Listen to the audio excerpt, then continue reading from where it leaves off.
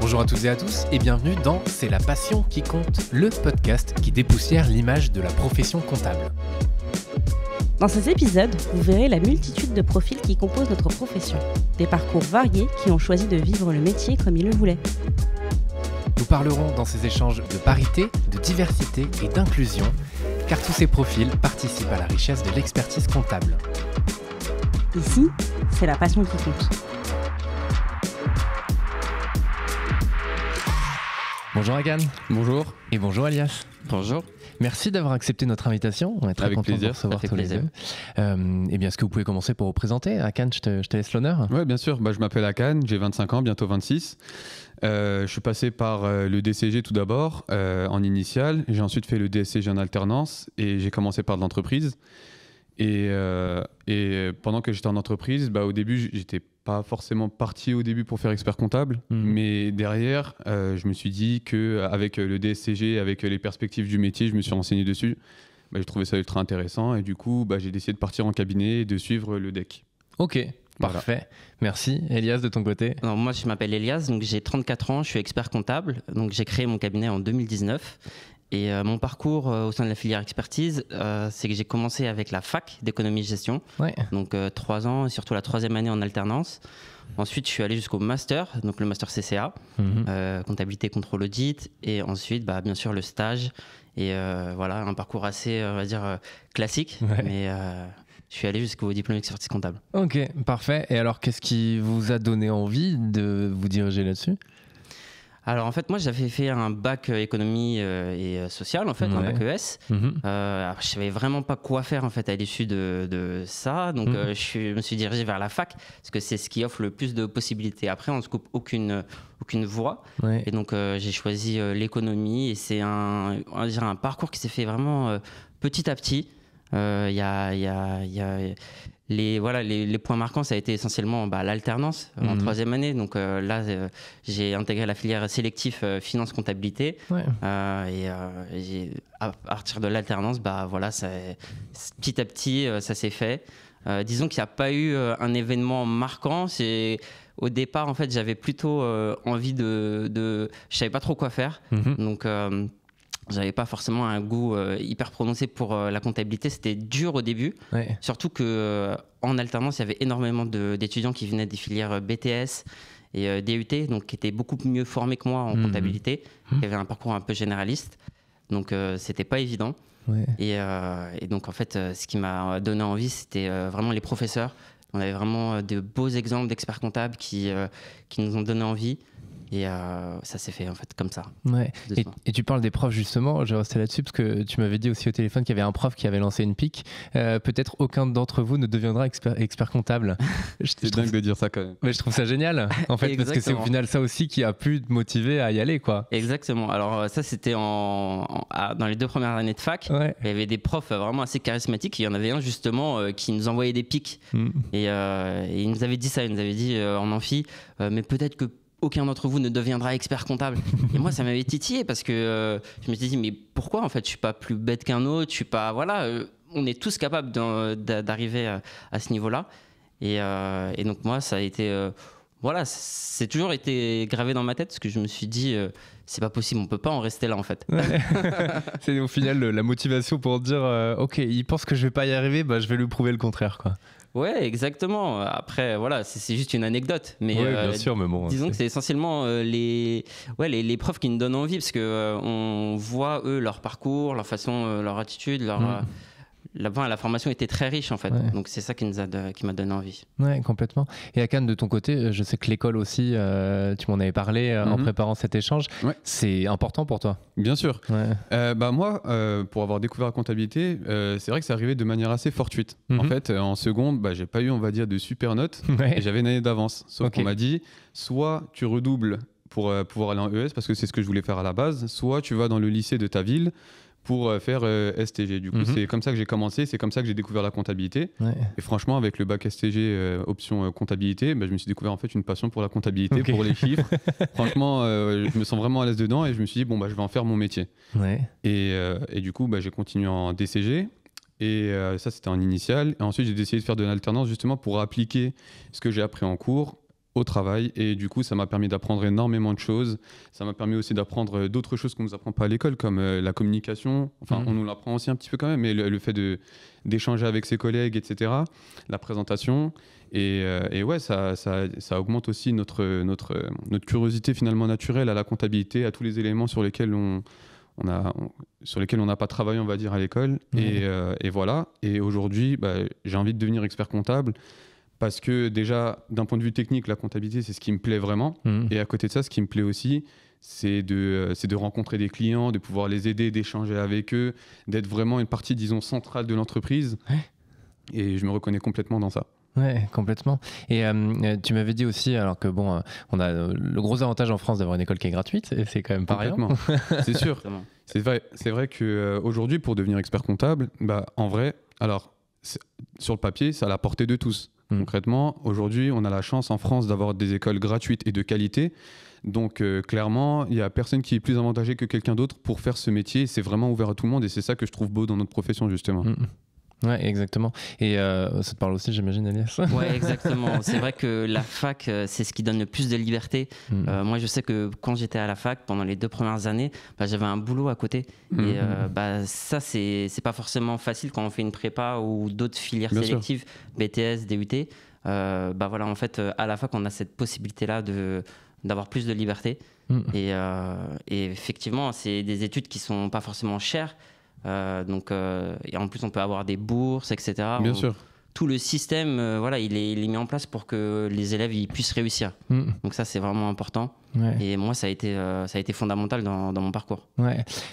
Justement, je vais peut-être revenir à ça aussi. C'est ça qui est intéressant, c'est de montrer que vous avez des parcours et aussi un background qui est très différent, parce que vous venez, alors, si je ne m'abuse, vous avez des origines pour le coup tous les deux qui sont assez différentes. Et c'est ça qui est intéressant aussi à mettre en avant. C'est encore une fois, comme je vous le disais tout à l'heure, c'est de montrer que quelles que soient ses origines, quel que soit son sexe, quelle que soit sa religion, etc.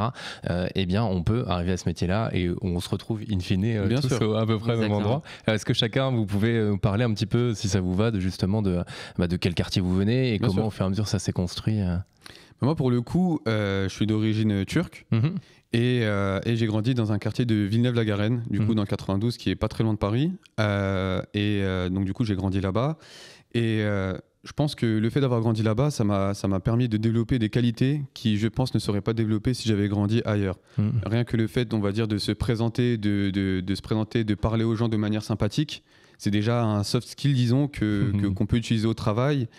Et ouais, ça a été extrêmement bénéfique pour moi. Et à côté de ça, c'est vrai que le fait de venir de ce milieu-là, ça donne envie surtout de s'en sortir. On sait exactement où est-ce qu'on veut aller, mais on sait surtout aussi où est-ce qu'on ne veut pas rester. Après, personnellement, je suis très fier, on va dire, d'avoir grandi là-bas et j'ai rencontré énormément de personnes qui me soutiennent encore beaucoup aujourd'hui et ça, c'est extrêmement enrichissant, quoi. Ouais. Et voilà. C'est hyper précieux, ouais. Bien sûr. Ouais, exactement. Comme dit Hakan, moi je pense que la persévérance c'est vraiment clé dans mon parcours. Moi je suis originaire d'Orly, dans le sud de Paris. Ouais. Donc c'est une banlieue, on va dire, assez défavorisée.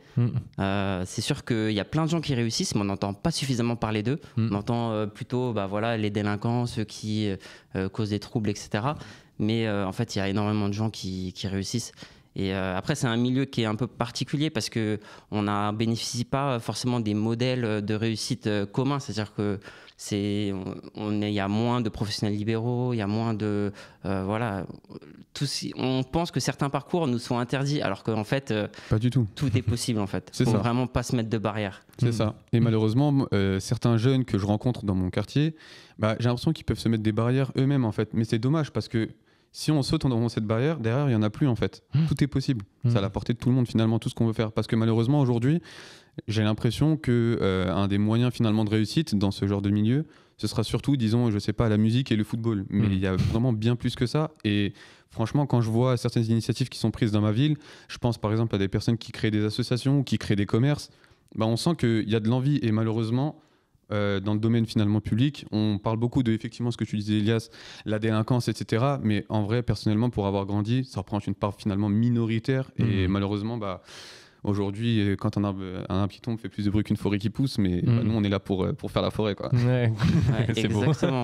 C'est vrai, il y a énormément de bonnes énergies dans la banlieue et je pense à toutes les associations. Parce que moi, très jeune, j'ai fait partie d'associations. Ça permet d'avoir un vrai encadrement, de participer à plein d'événements, de sorties, etc.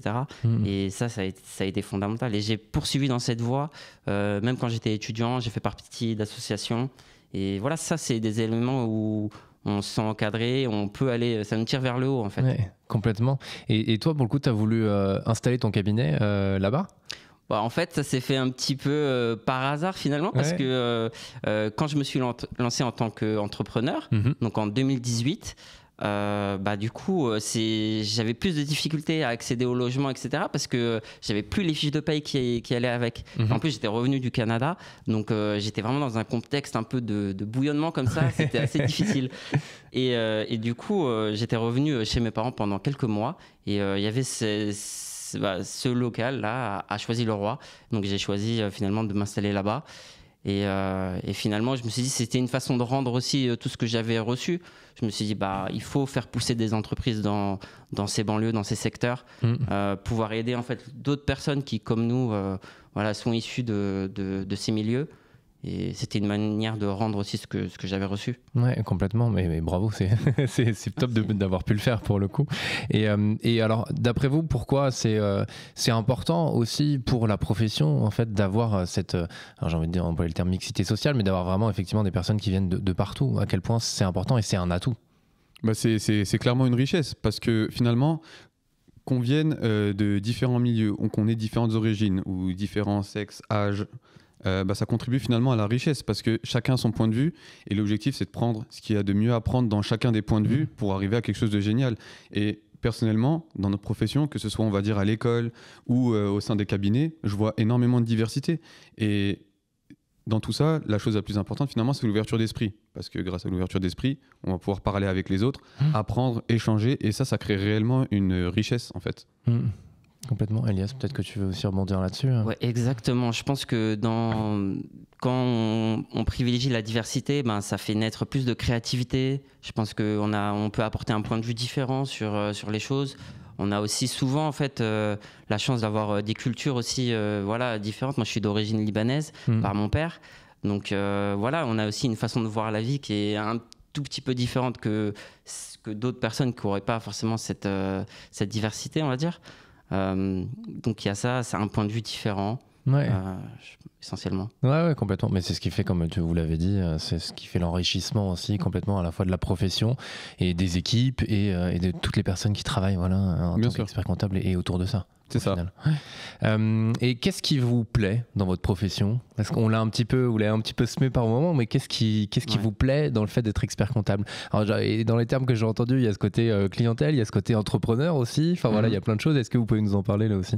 Moi, je trouve que déjà, c'est une profession qui nous donne la possibilité de nous installer à notre compte. Voilà. Donc moi, je me suis j'ai installé mon cabinet. Je pense que ça nous donne une flexibilité, une flexibilité d'organisation qui est importante. Et ça, je trouve que c'est vraiment un atout aujourd'hui. C'était un de mes moteurs, moi, dans mon parcours, c'est de me dire que je veux créer mon entreprise et ne plus dépendre d'un patron. Ouais. Après, il y a toute la richesse qui naît des rencontres avec les clients, en fait. Pouvoir les accompagner, faire en sorte qu'ils se développent, construire avec eux, finalement, leur entreprise, en tout cas, les aider. Et ça, c'est vraiment quelque chose d'important. Parce que j'imagine que tu as plein de clients divers et variés. Enfin, c'est aussi cette richesse-là, c'est d'aller dans différents secteurs. J'ai des petits clients de différents secteurs. Ouais.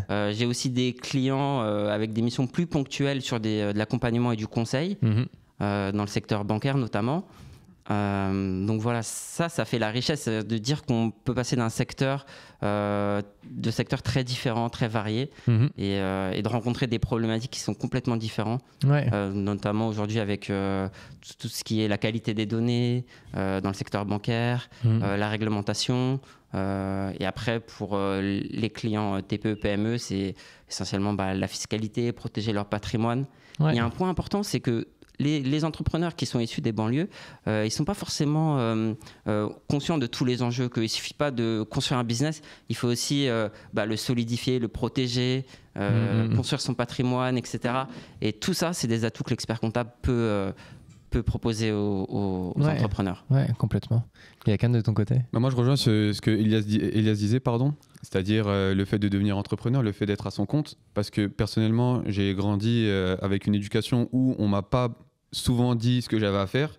Et du coup, aujourd'hui, je suis salarié, mais mon employeur me donne beaucoup d'autonomie, et c'est ça que j'apprécie, c'est que j'aime pas vraiment qu'on me dise ce que j'ai à faire, et c'est ce que je retrouve finalement dans l'expertise comptable, c'est que tu te mets à ton compte, et chaque matin où tu te lèves, ce que tu fais, ce sera pour toi en fait. La valeur que tu produis est pour toi, et ça, c'est ce qu'il y a de plus gratifiant, je trouve. Et puis à côté de ça, c'est effectivement le contact avec le client, le fait qu'on puisse les aider, qu'on puisse les accompagner, qu'on nous dise merci Yakan, ça m'a aidé, bravo. Franchement, rien que ça, c'est déjà extrêmement gratifiant. Ouais.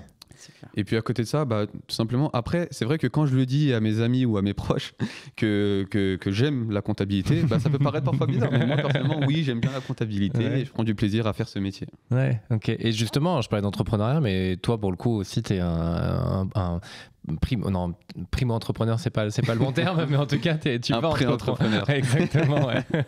Ouais, je peux en dire plus. Et qu'est-ce qui t'a aussi donné envie, justement, parce que là tu l'as dit, tu es salarié, mais qu'est-ce qui t'a donné envie d'y aller à ton compte? Ouais. À la base, c'était même pas. Enfin, à la base, c'était juste une idée de mémoire, en fait, parce que du coup, je suis en 3e année de DEC et je dois préparer mon mémoire. Et avec mon associé, avant, c'était pas mon associé, du coup, c'était juste mon collègue et ami. On réfléchissait sur une idée de mémoire et finalement, en voyant les perspectives, on s'est dit qu'il y avait potentiellement quelque chose à faire finalement. Donc on a réfléchi finalement dans cette démarche et on a passé finalement plusieurs barrières, des barrières financières, des barrières psychologiques, et à côté de ça il y a aussi une grosse décision qui a été prise, c'est-à-dire le fait de quitter mon travail pour me mettre à 100% dessus. Pourquoi je fais ça finalement? Parce qu'effectivement ça me permet finalement d'être entrepreneur avant d'être expert comptable, donc ça va me permettre d'apprendre énormément de choses, parce que c'est vrai que ça fait plusieurs mois que je suis dessus et j'ai appris énormément de choses qui me prépareront du coup demain au métier d'expert comptable. Ouais. Et à côté de ça, c'est les perspectives, effectivement, comme je le disais tout à l'heure. L'objectif aussi, c'est de pouvoir apporter ce que je peux apporter à ma famille et à mes proches, et je pense que ça peut passer par ce projet-là, enfin j'espère. Mais surtout, c'est aussi d'aider la profession, parce que ce qu'on veut faire, c'est une plateforme de mise en relation entre experts comptables et clients. Un de nos premiers constats aussi, du coup, on est en train de parler d'égalité, sauf qu'au niveau de la profession, je pense qu'il y a peut-être une petite part d'inégalité au moment où quelqu'un devient expert comptable, parce que certaines personnes vont avoir finalement un réseau qui leur permettra de créer un cabinet ex nihilo dès le début. Sauf que pour des personnes qui n'ont pas forcément ce réseau-là, ça peut être compliqué. Donc finalement, l'objectif de cette plateforme, c'est aussi de donner de la visibilité à tous les experts comptables qui souhaitent se lancer. Complètement. Mais excellent, moi je rejoins vraiment Yakan sur ça, le fait de pouvoir se lancer le plus tôt possible dans l'entrepreneuriat, parce qu'il y a une marge d'apprentissage qui est importante. Et donc en fait, c'est tout ce que tu fais avant de lancer ton cabinet, ça va te préparer. Bien sûr. Puis même lancer son cabinet, le faire le plus vite possible pour apprendre énormément. Ça c'est important, ouais. Je compare souvent, j'ai souvent une métaphore pour expliquer l'entrepreneuriat. J'imagine ça un peu comme un grand bassin, une piscine, et on est sur le plongeoir et on doit sauter, mais on ne sait pas nager. Du coup, en fait, c'est ça. Tous les jours, on en apprend, les jours, on découvre, parce que finalement, on ne peut pas naître entrepreneur. On l'apprend et on apprend ça tous les jours. Et du coup, demain, si je deviens expert comptable, du coup, je saurai déjà nager. Ça me permettra d'avoir un certain bagage qui me permettra de faire le métier de la meilleure manière possible, selon moi. Complètement. Puis je crois qu'on apprend toujours à nager quand on est entrepreneur. On apprend si on sait faire la brasse, au bout d'un moment on va se mettre au crawl. Enfin, voilà, on va apprendre une autre nage pour rejoindre le bord, exactement. Quels sont les conseils que vous auriez envie de donner à celles et ceux qui nous écoutent et notamment aux jeunes qui aimeraient se lancer dans la profession ou qui sont en train de se lancer et qui potentiellement, tu as parlé de barrières tout à l'heure invisibles, ont ces barrières-là. Qu'est-ce que vous aimeriez leur dire ? Moi, j'ai envie de leur dire que en fait, tout est possible, que la profession d'expert comptable, elle est assez méritocratique dans le sens où, en fait, si on parvient à obtenir les diplômes, on suit le parcours, en fait, la conséquence, elle est assez simple. On peut devenir expert comptable. Je pense que mes conseils, ce serait surtout de persévérer, d'y croire, de se donner les moyens de réviser. Et surtout d'avoir une bonne stratégie pour passer les épreuves. Okay. Parce que moi, par exemple... On a une de bonnes stratégies. En fait, par exemple, pour ceux qui se préparent au DEC, donc par exemple à Cannes, moi je recommanderais par exemple de miser beaucoup sur le mémoire. Et de lire par exemple la note du jury des éditions précédentes. Ça sert à rien de vouloir tout connaître, de toute façon c'est impossible, la matière est beaucoup trop dense, mais par contre vraiment se préparer sur le type de réponse qui est attendu à l'épreuve. Okay. Pour moi ce serait ça quelques petits conseils. Super, merci. Mais après, le fait de se renseigner sur le mémoire, finalement, ça peut donner des idées derrière de projets comme ça a pu m'arriver peut-être. Et du coup, ça pourrait permettre à d'autres jeunes qui, du coup, ont des idées en étudiant finalement le mémoire, de faire des choses pour la profession. Ouais, exactement. Yes. Moi, le conseil que je donnerais, ce serait, la première chose, c'est finalement le travail. Après, je pense qu'on leur rabâche déjà assez, donc ça ne sert à rien de le dire. Je ne vais pas dire travaillez pas, mais bon, on sait ce qu'il y a à faire, parce qu'effectivement, comme tu disais, Elias, c'est très méritocratique. Du coup, il faut fournir vraiment beaucoup de travail. Mais à côté de ça, effectivement, la profession est vraiment ouverte à tout le monde. Il n'y a pas de barrière à l'entrée. On n'a pas besoin de faire des études qui sont extrêmement chères. Encore une fois, c'est ouvert à tout le monde. Faut pas se mettre de barrière. Et puis à côté de ça, je trouve que c'est une profession de prestige et ce serait du coup un honneur finalement de faire ce métier, quoi. Complètement. Il y a aussi une chose, c'est que en fait la diversité des parcours qui est possible avec l'expertise comptable est importante. Il y a tous les parcours en cabinet, bien sûr, ça c'est bien connu, mais il y a aussi les parcours de plus en plus valorisés dans les entreprises. Et je pense qu'aujourd'hui, avoir le titre d'expert comptable, ça nous offre des postes super intéressants dans des grandes sociétés. Pas simplement en cabinet, je pense qu'il y a plein de parcours différents et même dans des administrations ou des organisations internationales. Je pense qu'il faut vraiment négliger aucune piste et moi j'ai eu une expérience que j'ai vécue. J'étais pas encore diplômé, mais quand je suis parti au Canada, en fait simplement là-bas les gens nous accueillent à bras ouverts parce qu'on a un diplôme qui est extrêmement exigeant en France. Et quand les gens connaissent notre diplôme, ils sont presque stupéfaits parce que pour eux, c'est très c'est un diplôme qui est pas facile. Ouais, ce que tu disais, toi à un moment même, tu avais hésité, je crois, que d'aller justement passer les concours au Canada. Non, je sais plus, c'était quelque chose comme ça exactement. Parce qu'en France, c'était bien costaud. Exactement. Pour la petite anecdote, en fait, moi j'ai fait une pause entre guillemets de 2 ans. J'ai travaillé pendant 2 ans entre mon master 1 et mon master 2. Et pour reprendre mon master 2, du coup, j'ai dû solliciter des facs. Et du coup, il y a la fac de Nanterre qui m'a accueilli. Mais si elle m'avait pas accueilli, je m'étais dit il faudrait absolument que je parte au Canada. Déjà, c'est un pays qui m'intéressait, qui est sympa, très dynamique. Et voilà. Mais c'était l'envie potentielle de voir aussi ce qui se faisait ailleurs. Mais c'est intéressant, comme tu dis. Et ce que je retiens aussi de tout cet échange, c'est effectivement le travail ça paie. Enfin, pour le coup, clairement. Et on a parlé de méritocratie, mais c'est exactement ça. Et c'est accessible à tout le monde. Et si on se donne les moyens en travaillant, on arrive après à avoir une liberté potentielle, comme tu l'as dit, de parcours, de travailler en cabinet ou de monter son propre cabinet, et quel que soit le secteur dans lequel on a envie d'évoluer, quoi. Complètement. Surtout que le métier d'expert comptable aujourd'hui, je pense qu'il est très vaste. Hier, on pensait à l'expert comptable qui fait de la tenue comptable classique et des bilans, mais aujourd'hui, c'est devenu beaucoup plus vaste. Je pense à des domaines comme le conseil, dans l'immobilier par exemple, ou dans les secteurs bancaires comme tu le fais. Exactement. À la fiscalité, vraiment il y a beaucoup de domaines. Et s'il y a un conseil aussi que je devais donner aux jeunes, ce serait de commencer à à se positionner sur une certaine spécialité qu'ils souhaiteraient avoir en tant qu'expert comptable. Parce qu'aujourd'hui, notre métier est dans une phase de transition et ce qui va pousser du coup les experts comptables à, d'une certaine manière, se spécialiser. Et c'est le conseil que j'ai donné par exemple à ma petite sœur qui est exactement dans le même domaine que moi.